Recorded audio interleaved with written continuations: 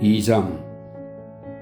골드문트는 그동안 수도원의 모든 식구와 좋은 친구가 되었지만 진정한 친구는 금방 찾을 수 없었다. 생도 중에는 각별히 친밀감을 느끼거나 마음이 끌리는 동료가 없었다. 사실 생도들은 어리둥절한 상태였다. 배짱 좋게 주먹을 휘두르던 골드문트를 멋진 싸움꾼이라 여기고 싶었는데 알고 보니 골드문트가 평화를 대단히 존중하고 모범생도의 영예를 추구하는 듯한 모습을 보였기 때문이다. 수도원에는 골드문트가 진심으로 끌리는 사람이 둘 있었다. 그들은 골드문트의 마음에 들었고 그의 생각을 자극했으며 그들에게서 골드문트는 감탄과 사랑과 경외심을 느꼈다. 다니엘 수도원장과 수석교사 나르치스가 바로 그들이었다. 수도원장은 그에게 성자로만 여겨졌다.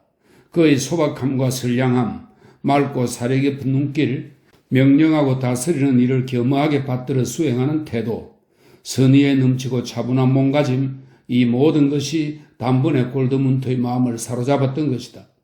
그럴 수만 있다면 이 경건한 분의 몸종이 되어 언제나 순종하고 시중을 들면서 그분 주위에 머물고 싶었다.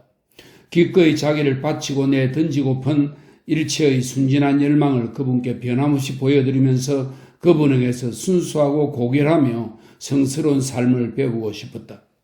그도 그럴 것이 골드문트는 수도원 학교를 그냥 졸업만 하는 것이 아니라 가능하다면 온전히 수도원에 몸담고서 일생을 하나님께 바칠 작정이었던 것이다. 그것이 곧 그의 뜻이었고 부친의 소망이자 명령이기도 했으며 어쩌면 하나님의 섭리이자 명령인지도 몰랐다. 아름답게 빛나는 이 소년이 그런 각오를 다지고 있으리라고는 아무도 눈치채지 못했지만 그에겐 이미 태어날 적부터 그 어떤 운명의 짐이 지워져 있었다. 그는 속죄와 희생의 길을 가야만 하는 남모를 운명을 타고났던 것이다. 골드문트의 아버지가 자기 아들이 일평생 이 수도원에서 살았으면 하는 소망을 분명히 피력하며 약간의 암시를 주었지만 수도 원장조차도 그 비밀을 알아차리지는 못했다. 골드문트의 출생에는 알 수 없는 오명이 씌워져 있는 듯 했고 말할 수 없는 그 무엇이 속죄를 요구하는 것처럼 보였다. 그런데 소년의 아버지는 수도 원장에게 그다지 호감을 주지 못했다. 그래서인지 수도 원장은 소년의 아버지가 한 말이나 어찌 보면 잘난치 않은 듯한 태도에 의뢰 냉정하게 응대했으며 그의 은지를 대수롭지 않게 여겼다. 골드문트의 애정을 일깨운 또 다른 존재의 나르치스는 수도 원장보다 더 날카롭게 관찰했고 더 많은 것을 예감하긴 했으나 워낙 속을 터놓지 않는 성격이었다. 나르치스는 마치 황금새처럼 너무나 멋진 소년이 자기한테로 날아왔다는 것을 잘 알고 있었다. 군계 일학처럼 외로운 존재였던 나르치스는 골드문트가 모든 면에서 자기와 상반된 존재인 듯 하면서도 닮은 데가 있다는 것을 직감으로 알았다. 나르치스가 어두운 성격의 깡마른 체격이었다면 골드문트는 눈부시게 화사한 존재였다.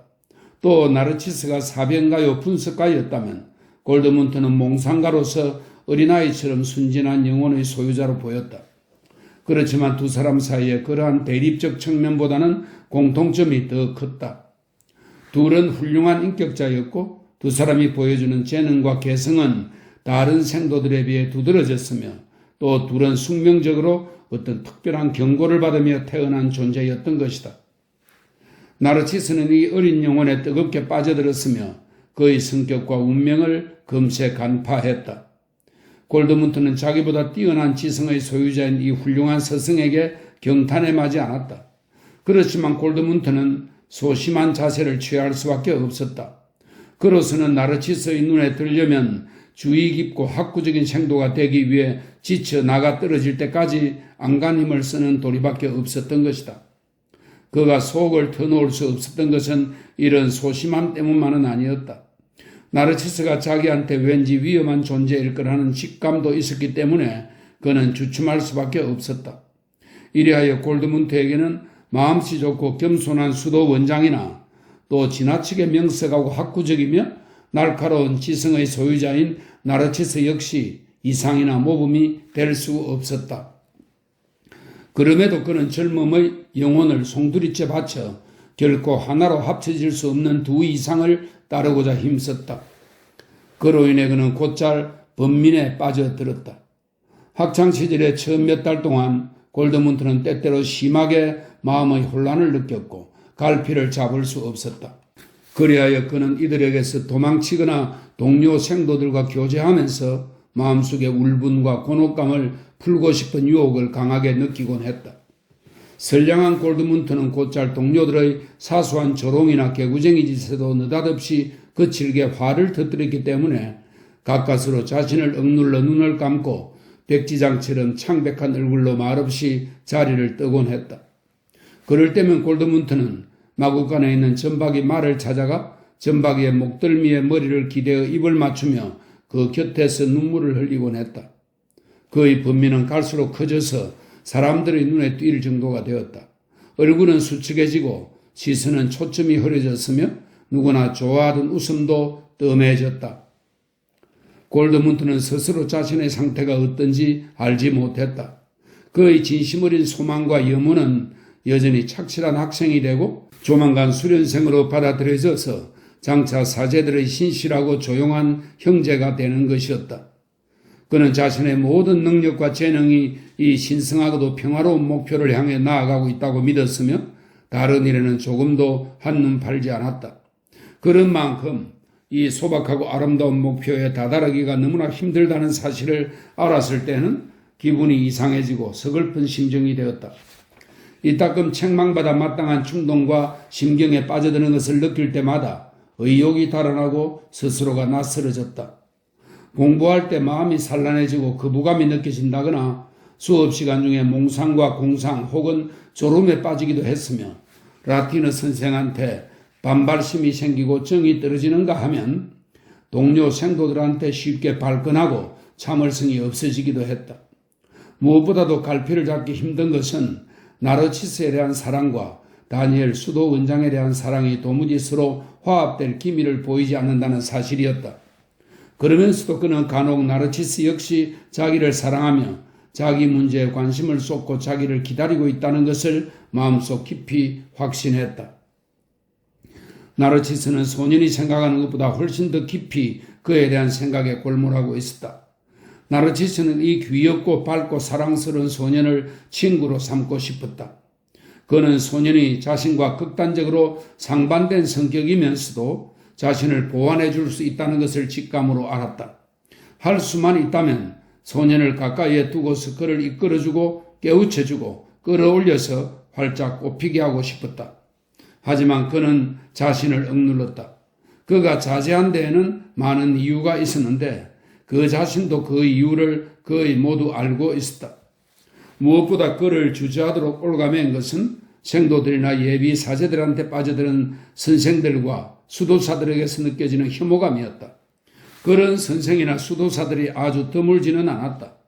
그 자신도 나이든 선생들의 탐욕스러운 눈길이 자기한테 머무는 것을 역겹게 느껴온 터였고 그들이 자신을 마치 응석바지 아이 다루듯 다정스레 대할 때면 내심 거부감을 느끼면서도 묵묵히 응대하곤 했던 것이다. 그런데 이제 그는 그들을 더 잘 이해할 수 있게 되었다. 그 자신도 귀여운 골드문트를 예쁘해주고 그가 사랑스러운 웃음을 짓게 하고 또 다정한 손길로 연한 금발을 쓰다듬어주고 싶은 유혹을 느꼈기 때문이다. 하지만 그는 단연코 그럴 수 없었다. 게다가 그는 수석 교사로서 비록 교사의 위치에 있긴 해도 아직 직함이나 군인은 없었기에 그만큼 각별한 주의와 분별이 몸에 배어 있었다. 그래서인지 나르치스는 자기보다 불과 몇 살 아래인 소년을 마주 대할 때면 마치 20살쯤은 더 나이 든 것처럼 처신하는 데 익숙했고 또 어떤 학생도 편애하지 않으면서 오히려 마음에 들지 않는 생도에게는 억지로라도 각별히 신경을 써주고 공정하게 대하고자 늘상 마음을 다졌다. 정신적인 것에 전념하는 것이 그의 소임이었기에 그의 엄격한 생활은 정신적인 관심사에만 바쳐졌으며 다만 잠깐씩 아주 방심한 상태에서만 자기가 남보다 많이 알고 더 똑똑하다는 우월감을 남몰래 즐기곤 했다. 사실 골드문트와의 우정이 아무리 유혹적이라고 해도 그것은 위험한 조짐으로 다가왔으며 자기 생활의 핵심이 그런 위태로운 우정 때문에 흐려지는 것을 스스로 용납할 수 없었다. 그의 삶을 의미 있게 만드는 핵심은 정신을 도야하고 언어를 탐구하는 일이었으며 또한 스스로의 이익을 포기하고 조용한 가운데 우울한 정신으로 자신에게 맡겨진 생도, 물론 그에게 맡겨진 생도만은 아니었지만 그 생도들을 숭고한 정신적 목표로 인도하는 일이었다. 골드문트가 마리아브론 수도원의 생도가 된 지도 벌써 1년이 넘었다. 수도원 앞들의 보리수나무와 아름다운 밤나무 아래에서 동료 생도들과 뜀박질이며 공놀이, 산적놀이, 눈싸움 따위의 장난을 치며 뛰는 것도 이미 수백 번이 넘었다. 이제 봄철이 되었다. 하지만 골드문트는 피곤하고 몸이 편치 않았다. 곧잘 두통이 나기도 했으며 정신을 차리고 수업에 주의를 집중하기가 힘들었다. 그러던 어느 날 저녁 아돌프가 골드문트에게 말을 걸어왔다. 아돌프는 그가 주먹질로 첫 대면을 했던 바로 그 생도였는데 골드문트는 지난 겨울에 그 친구와 함께 저녁 식사 후 자유시간을 잡아 유클리드 기하학 공부를 시작했다. 자유시간이 되면 생도들은 공동 침실에서 놀거나 생도 휴게실에서 잡담을 나누거나 수도원 외곽들에서 산책할 수 있었다. 청계 아래쪽으로 골드문트를 끌고 가면서 아돌프가 말했다. 골드문트, 너한테 얘기해 줄 게 있어. 재미나는 얘기야. 정말이지 너는 모범 생도니까 틀림없이 언젠가는 주교가 되고 싶겠지? 그러니 친구의 의리를 지키고 선생님들한테 일러바치지 않겠다는 약속부터 해줘. 골드문트는 주저없이 약속했다. 수도원에 서약이 있는가 하면 생도들끼리의 서약이라는 것도 있었다. 때로는 양자가 서로 상충하는 경우도 있었으며 골드문트는 그 점을 익히 알고 있었다.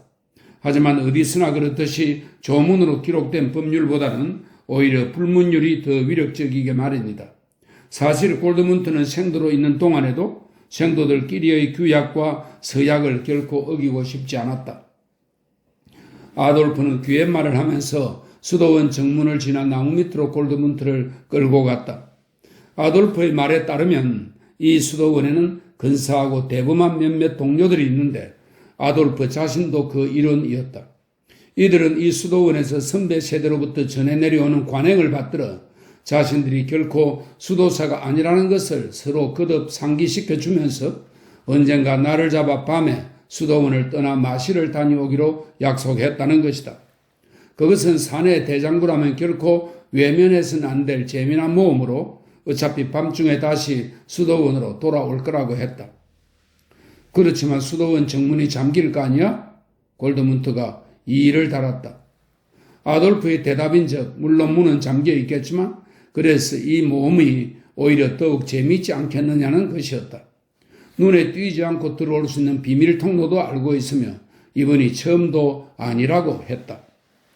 그러고 보니 골드문트는 생각나는 것이 있었다. 그는 마시를 다녀온다는 말을 이미 들어본 적이 있었고 그 말은 생도들이 온갖 은밀한 향락과 모험을 위해 밤나들이를 한다는 뜻임을 알 수 있었다. 그런 일은 수도원의 규약에 의해 엄벌로 다스려졌다. 그는 깜짝 놀랐다. 마시를 다녀온다는 것은 죄를 짓는 일이요 금지된 일이었다. 하지만 바로 그런 까닭에 사내 대장부들 사이에서는 위험한 일을 감행하는 것이야말로 생도의 서약이 될 만하다는 것. 그리고 이러한 모험에 도전하자는 권유야말로 모종의 영예를 뜻한다는 것도 그는 잘 알고 있었다. 그는 될 수 있으면 이 제의를 거절하고 잠자리로 돌아가고 싶었다. 그는 너무 피곤하고 기분이 가라앉아 있었으며 오후 내내 두통으로 괴로웠다. 그렇지만 아돌프한테 다소 창피한 느낌이 들었다. 게다가 수도원 바깥 세상의 모험은 어쩌면 두통이나 권태, 온갖 짜증을 잊을 수 있는 멋지고 새로운 그 무엇을 안겨줄지도 모를 일이었다. 그것은 세상 속으로 소풍을 가는 것과 같았다. 물론 비밀스럽고 금지된 것이어서 떳떳하다고는 할 수 없지만 그래도 자유를 맛볼 수 있는 근사한 체험이 될 것 같았다. 아돌프가 설득하는 동안 머뭇거리며 서 있는 골드문트는 갑자기 활짝 웃으며 성낙했다. 골드문트는 아돌프와 함께 벌써 땅거미가 깔리는 널찍한 뜰의 보리수나무 아래로 숨어들었다. 뜰의 가장 바깥쪽 문은 이 시간이면 이미 닫혀있게 마련이었다. 아돌프는 그를 수도원 방앗간 안으로 끌고 들어갔다. 그곳은 어두컴컴하고 바퀴가 쉴 새 없이 요란한 소리를 냈기 때문에 아무 기척 없이 눈에 띄지 않게 빠져나가기가 용이했다. 두 친구는 창문을 타고 넘어 축축하게 젖어서 미끄러운 늘판지 더미 위로 내렸었다. 날은 완전히 저물었다. 두 친구는 늘판지 가운데 하나를 빼내어 개울을 건널 수 있게 걸쳐 놓았다. 이제 둘은 수도원 밖으로 빠져나왔다.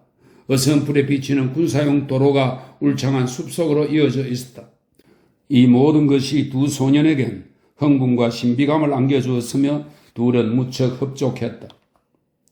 숲 언저리에는 벌써 동료인 콘라트가 와 있었다. 그리고 한참을 기다리자 또 한 친구가 터벅터벅 걸어왔다. 덩치가 큰 에브하르트였다.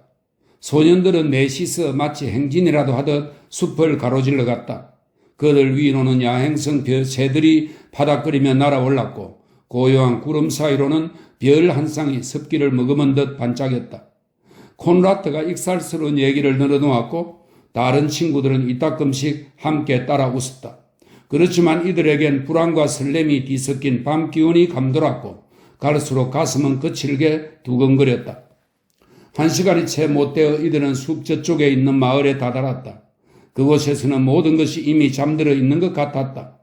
어둠 속에서 희미하게 보이는 나지막한 박공 지붕들에 건물 뜰보의 검은 골격들이 이리저리 얽혀 있었으며 어디서도 불빛이라곤 찾아볼 수 없었다. 이들은 아돌프를 앞장세워 말없이 몇몇 집 주위를 몰래 둘러보다가 어느 집 울타리를 넘어 정원으로 들어섰다. 화단의 부드러운 흙을 밟고 지나서 비틀거리며 청계를 올라가 어느 가게집 앞에 멈춰 섰다. 아돌프는 가게 창문을 톡톡 두드리고는 잠시 기다리다가 다시 두드렸다. 안에서 부스럭거리는 소리가 들리더니 가물거리는 등불이 켜졌다. 창문이 열리고 친구들은 한 사람씩 안으로 넘어 들어갔다. 그곳은 흙바닥에 검게 그을린 굴뚝이 놓인 부엌이었다. 화덕 위의 조그만 석유등에서는 가는 심지가 깜빡거리며 희미한 불꽃이 피어오르고 있었다. 그곳에 한 소녀가 서 있었다. 몸매가 가냘픈 시골 처녀였다. 그녀는 불청객들에게 인사로 손을 내밀었다. 그녀의 뒤에서 조금 어려 보이는 두 번째 소녀가 나타났다. 그녀는 검은 머리를 길게 따내리고 있었다. 아돌프가 선물을 꺼냈다. 수도원에서 만든 흰 빵 반덩어리와 종이에 싼 작은 보따리 하나가 나왔다. 골드문트가 짐작하기엔 수도원에서 훔쳐온 향이나 양초 혹은 그 비슷한 물건 같았다. 머리를 따은 소녀가 등불도 없이 출입문을 살짝 열고 밖으로 나가더니 한참 동안 기척이 없다가 파란 꽃무늬의 회색 항아리를 들고 다시 나타났다. 소녀는 항아리를 콘라트에게 건네주었다. 콘라트는 항아리에 든 것을 몇 모금 마시더니 다른 친구들에게 전달했고 모두가 그것을 마셨다. 독한 사과주였다. 아주 희미한 석유등 불빛을 받으며 모두 자리에 앉았다. 두 소녀는 딱딱한 글상에 생도들은 소녀들 주위의 맨바닥에 둘러앉았다. 사이사이에 사과주를 마시며 속삭이는 말들이 오갔는데 이야기를 주도한 것은 아돌프와 콘라트였다. 때때로 한 친구가 몸을 일으켜 가냘픈 소녀의 머리칼과 목덜미를 어루만지며 귓속말로 뭐라고 속삭였다. 어린 소녀한테는 아무도 손을 대지 않았다. 골드문트의 생각으로는 아마 큰 소녀가 이 집의 하녀고 귀여운 어린 소녀가 이 집 딸인 것 같았다. 하지만 그에겐 아무래도 그만이었고 전혀 마음 쓸 바 없었다. 그는 두 번 다시 이곳에 오지 않을 작정이었던 것이다. 몰래 수도원을 빠져나와 숲속의 밤길을 걷는 것까지는 좋았다. 그것은 예사롭지 않은 일로 흥분과 신비감을 안겨주면서도 결코 위험하지 않았다. 그런 일은 물론 금지되어 있긴 했지만 금지 조항을 어겼다고 해서 양심의 가책이 느껴지지는 않았다. 하지만 이 집에서 벌어지는 일은 달랐다. 밤중에 소녀들을 찾아온다는 것은 그저 금지된 규율을 어기는 정도를 넘어서 죄책감이 느껴졌다. 다른 친구들에겐 이런 일도 가벼운 탈선에 지나지 않을지 몰라도 그에겐 달랐다. 운명에 따라 금욕의 수도 생활을 해야 한다고 믿고 있는 그로서는 장난삼아 소녀들과 즐기는 것도 결코 용납될 수 없었던 것이다. 그는 두 번 다시 동행하지 않으리라 다짐했다. 하지만 이 초라한 부엌의 희미한 불빛 아래서 그의 가슴은 불안으로 몹시 두근거렸다. 그의 동료들은 소녀들 면전에서 늠름한 태도를 취했으며 대화 사이에 라틴어식의 어투를 섞어가며 잘난 체했다. 세 친구 모두 하녀인 소녀에게 환대를 받는 것 같았다. 그들은 점차 그 소녀에게 가까이 다가가서 서투르게 간단한 애무를 즐겼는데 그중 가장 짜릿한 것은 수줍은 입맞춤이었다. 그들은 이곳에서 허용될 수 있는 한도를 정확히 알고 있는 것 같았다. 그리고 모든 대화는 속삭이듯이 나지막한 어조로 진행되어야만 했기에 여기서 연출되는 장면은 다소 우스꽝스러워 보였다. 그러나 골드문트는 그렇게 느끼지 않았다. 그는 조용히 바닥에 웅크리고 앉아 하늘거리는 등불을 아무 말 없이 가만히 바라보고 있었다. 때로는 다른 친구들이 주고받는 섬세한 애정 표현들을 다소 부러워하는 곁눈질로 헐기 쳐다보기도 했다. 그는 뻣뻣하게 앞만 바라보았다. 머리를 따은 작은 소녀를 바라보고 싶은 마음이 간절했지만 바로 그것을 그는 자신에게 금지하고 있었던 것이다. 어쩌다 의지력이 약해져서 그의 시선이 초점을 잃고 이 조용하고도 매혹적인 소녀의 얼굴에 가다할 때마다 어김없이 소녀의 거악한 눈길이 자기 얼굴에 와서 달라붙어 있다는 것을 알 수 있었다. 소녀는 마치 무엇에 홀린 듯 그를 응시하고 있었던 것이다. 아마도 1시간쯤 경고한 것 같았다. 골드문트에게 1시간이 이렇게 길게 느껴진 적은 없었다. 이제 생도들의 말재간이며 애교도 바닥을 드러냈다. 분위기가 가라앉자 모두 다소 어색하게 앉아있었고 에버하르트는 하품하기 시작했다. 그러자 하녀는 이제 떠날 때가 되었다고 일러주었다. 모두 자리에서 일어나 하녀에게 작별의 악수를 청했고 골드문트가 마지막으로 악수를 했다. 그러고선 모두 어린 소녀에게도 손을 내밀었고 역시 골드문트가 맨 나중에 악수했다. 콘라트가 먼저 창문을 타고 밖으로 나갔고 에버하르트와 아돌프가 뒤따랐다. 골드문트 역시 창문을 넘어가려는데 누군가 가지 말라고 어깨를 잡는 것이 느껴졌다. 하지만 그는 멈출 수가 없었다. 바깥의 땅바닥에 발을 디디고 나서야 비로소 그는 머뭇거리며 몸을 돌렸다. 머리를 길게 따은 어린 소녀가 창문 밖으로 몸을 내밀고 있었다. 골드문트, 그녀가 속삭였다. 그는 그대로 멈추어 섰다. 나중에 다시 올 거지? 그녀가 물었다. 그녀의 수줍어하는 목소리는 입김처럼 가냘프기만 했다. 골드문트는 고개를 가로저었다. 그녀는 양손을 뻗어 그의 머리를 잡았다. 조그만 손이 관자놀이에 닿으면서 따스한 촉감이 느껴졌다. 그녀가 몸을 깊이 숙이자 그녀의 검은 눈이 바로 그의 눈앞에까지 다가왔다. 다시 와 하고 속삭인 후 그녀의 입술이 그의 입술에 닿았다. 그것은 순진무구한 입맞춤이었다. 골드문트는 작은 정원을 가로질러 재빨리 친구들을 뒤따라갔다.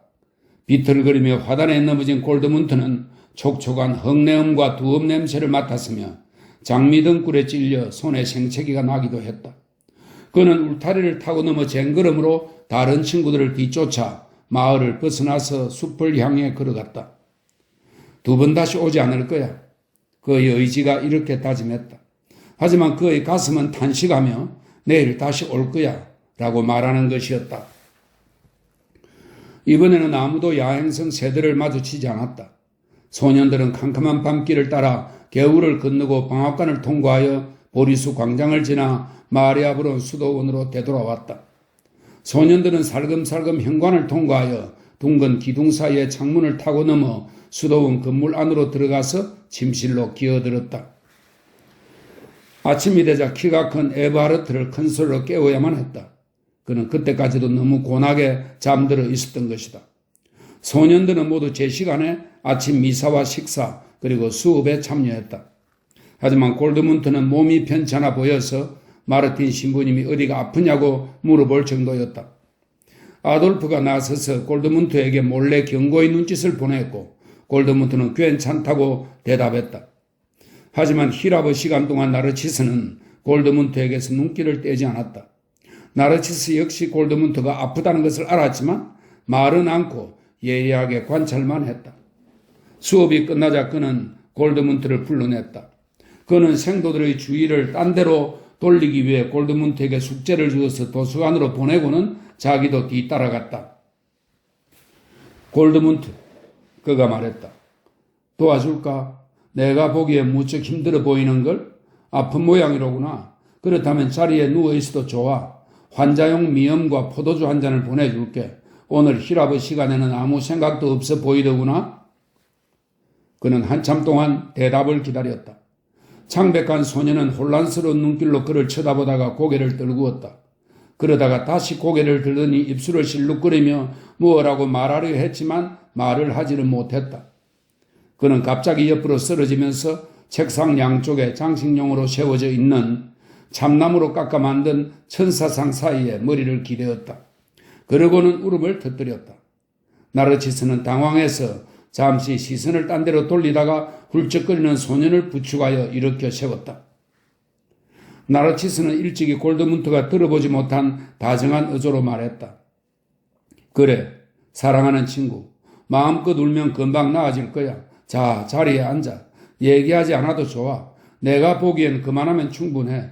너는 오전 내내 정신을 똑바로 차리고 내색하지 않으려 애를 썼던 것 같아? 매우 씩씩하게 해냈어. 지금은 우는 것만이 너가 할 수 있는 최선이야. 아니라고? 벌써 다 울었어? 그새 괜찮아졌단 말이지? 자, 그럼 이제 양호실로 가자꾸나. 거기서 좀 누워있어. 저녁 때쯤이면 훨씬 나아질 거야. 가자고. 나르치스는 교실 쪽을 피해 그를 데리고 양호실로 가서는 비어있는 두 침상 가운데 한 자리를 가리켰다. 골드문트가 순순히 옷을 벗기 시작하는 사이에 이미 나르치스는 방을 나갔다. 상급자에게 골드문트가 아프다는 것을 알리기 위해서였다. 그는 또 약속한 대로 주방으로 가서 미염과 환자용 포도주 한 잔을 가져다 달라고 일렀다. 수도원에서 애용되는 이 두 가지 구급품은 상태가 가벼운 환자들이 대개 매우 좋아했다. 침상에 누운 골드문트는 이 혼란 상태에서 다시 벗어나고자 애썼다. 어쩌면 1시간 전만 해도 그는 오늘 어째서 그토록 말할 수 없이 힘들었으며 자신의 영혼이 얼마나 치명적인 긴장에 시달렸던가를, 그래서 왜 그의 머리가 텅 비고 눈에 불이 날 수밖에 없었는가를 말끔히 해명할 수도 있었을지 모른다. 어젯밤을 잊기 위해 그는 매 순간 안간힘을 다했지만 아무 소용이 없었으며 그것은 너무나 힘든 긴장의 연속이었다. 정확히 말하면 어젯밤에 전부를 잊고자 했던 것은 아니었다. 외부와 차단되어 있는 수도원을 벗어나 맹랑하고도 멋진 나들이를 했다는 사실 자체를 잊으려고 했던 것은 아니었다. 숲길을 걸었던 것이나 검게 흐르는 방앗간 개울 위로 미끄러운 널판지 다리를 놓았던 일, 울타리를 넘고 창문과 복도를 타넘은 일을 잊고자 했던 것은 아니다. 그가 잊으려 했던 것은 오로지 어둠침침한 부엌 창가에 앉아서 느끼고 들었던 소녀의 숨결과 말들, 그리고 그녀의 손길과 입맞춤을 했던 기억뿐이었다. 골드문트의 삶에는 이제 무언가 새로운 것이 더해졌다. 그것은 새로운 충격, 새로운 체험이었다. 나르치스가 자기를 받아들인 것이다. 나르치스는 그를 좋아했으며 그의 마음을 얻고자 노력했다. 섬세하고 뛰어나고 명석한 나르치스, 얇은 입술에 가벼운 냉소를 띠고 있는 나르치스. 그런데 골드문트는 나르치스 앞에서 한심한 꼴을 보이고 말았다. 그는 부끄러워 말을 더듬었고 마침내는 그 앞에서 훌쩍거리기까지 하지 않았는가. 휘라브나 철학, 정신적인 기계나 기품 있는 금욕 정신과 같이 더없이 고상한 무기로 이 뛰어난 친구의 마음을 사로잡기는커녕 그 앞에서 나약하고 비참하게 무너져 내리고 말았던 것이다. 골드문트는 자신의 과오를 결코 용서하지 않기로 마음먹었다.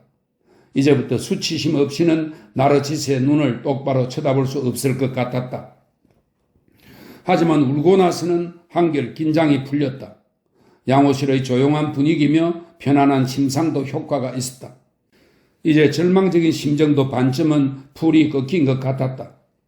1시간이 채 못되어 환자의 시중을 떨어주는 수도사가 밀가루 죽과 조그만 흰 빵 한 덩어리, 거기에 곁들여서 붉은 포도주 한 잔을 갖다 주었다. 포도주는 생도들이 축제일에만 맛볼 수 있는 것이었다. 골드문트는 먹고 마시고 접시를 반쯤 비웠다. 접시를 치우고 다시 생각을 이어보려 했지만 제대로 되지 않았다. 그는 다시 접시를 집어들고 몇 숟가락 더 먹었다. 조금 뒤에 방문이 살며시 열리며 나르시스가 들어와 환자의 용태를 살필 즈음 골드문트는 누워 잠을 자고 있었는데 그때는 이미 얼굴에 홍조가 다시 돌아와 있었다. 나르시스는 한참 동안 그를 지켜보았다. 그의 눈길에는 애정과 무언가를 탐구하는 듯한 호기심과 얼마간의 부러움마저 섞여 있었다. 그가 보기에 이제 골드문트는 환자가 아니었다. 내일은 그에게 더 이상 포도주를 줄 필요가 없을 것이다.